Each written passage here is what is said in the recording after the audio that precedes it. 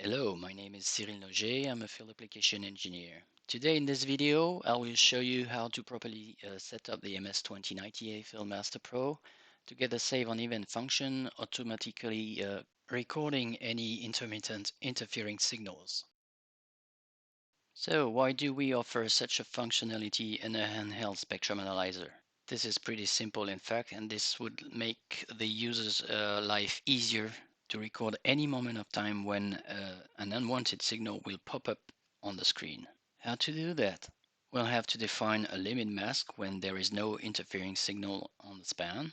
To get the highest amplitude as much as possible, we'll use the maximum acquisition. This will then help to define the limit envelope, that is a function that automatically creates the mask for you. This envelope limit will be containing up to 41 segments and will be created based on the maxwell trace. Once this limit will have been created, it is then very simple to go to the File menu and activate the Save on Event function. The acquisition of the traces violating the mask could be a single shot or continuous.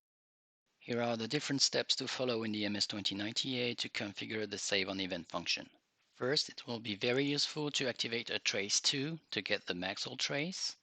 Then, thanks to this maxwell trace, we'll go into the Limit menu to define the envelope that will be automatically created based on this maxwell trace. You can choose either slope or square shape for this limit that will be created for you. You'll then just need to activate the limit. Don't forget to disable the trace 2 and go back to trace 1, which is the normal acquisition. All mask violations will be based on trace 1. Then go to the File menu and activate the Save on Event and define if you want it to be continuous or single shot. From now on, every mask violation will get the unit saving a trace in memory. The graphical user interface of the MS2090A has been made intuitive to get the user an easy understanding of what's happening on the screen. Depending on the pass-fail judgment of the limit trace will simply change its color. It will go to green if it passes, it will go to red if it fails. Here is a representation of pass and fail cases on the RTSA mode. The limit judgment also tells the user which trace passes or fails the limit mask. To get a realistic understanding on how this is done on the unit, let's have a look at the graphical user interface of the MS2090A. In this example, let's say that we want to record any signals that would be different from what we see actually on the screen. For that, it is easier to define a second trace with maxwell acquisition. Once this is done, we can see that the green trace is displaying the maximum amplitudes. Then going to the limit menu, we have to set up the envelope. This will really make your life easier rather than manually defining all the different segments of the limit mask you want to create. Here we define 41 segments to be used and a slope shape for these segments. Once you've pressed with your finger the set envelope function, you can see that the limit has been automatically applied on the trace 2, which is active. We can now remove this trace 2, which is not useful anymore. Be sure that the trace 1 is active. Now the limit will be applied on this trace 1. If you're not satisfied with the limit that has been created, you can manually change any point you want by selecting a point on the screen and moving it on the vertical or horizontal axis. This manual modification of the mask can be done on any point you choose. Every time an intermittent signal will violate the masks, you'll see that the limit mask will go from green to red. You can now go to the File menu and activate the Save on Event function. Define if you want it to be single or continuous.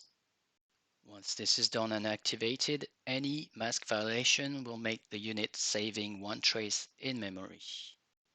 You can see the message on top of the screen telling you that the file has been saved in memory. At the time you want to stop this save on event process, just go to the limit crossed function and put it back to off. If you are used to use this spectrogram display, you can also display it on the screen of the MS2090A. The limit mask and the save on event functions will be used the same way when there was no spectrogram on the screen. The exact same process also applies to the real-time spectrum analyzer. After having defined your mask, you can go to the File menu and activate the Save on Event function, like continuous if you wish. One of the interests of the RTSA is that it doesn't miss any moment of time. Any interfering signal popping up into the screen will be captured and will be saved in memory since you are using this save on event function.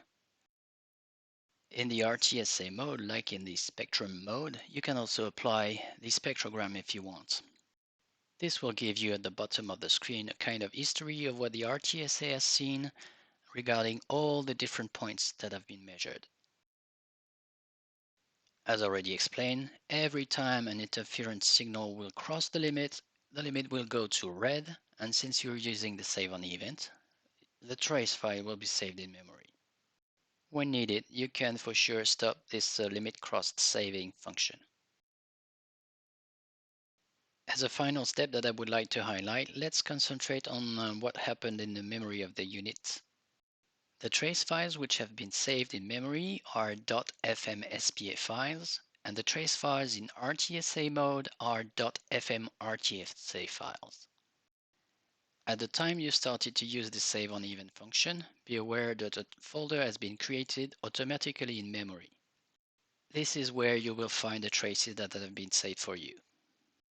If you decide to transfer the files into your laptop, you can then recall them either in the MS2090A or in your laptop with the MS2090A remote software. So let's have a quick look at the remote software to recall a trace. Once the software is opened, use the local mode. It will allow you to recall any kind of trace you have in your laptop.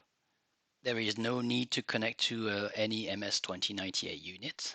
From the file menu, you can recall any trace you have already recorded.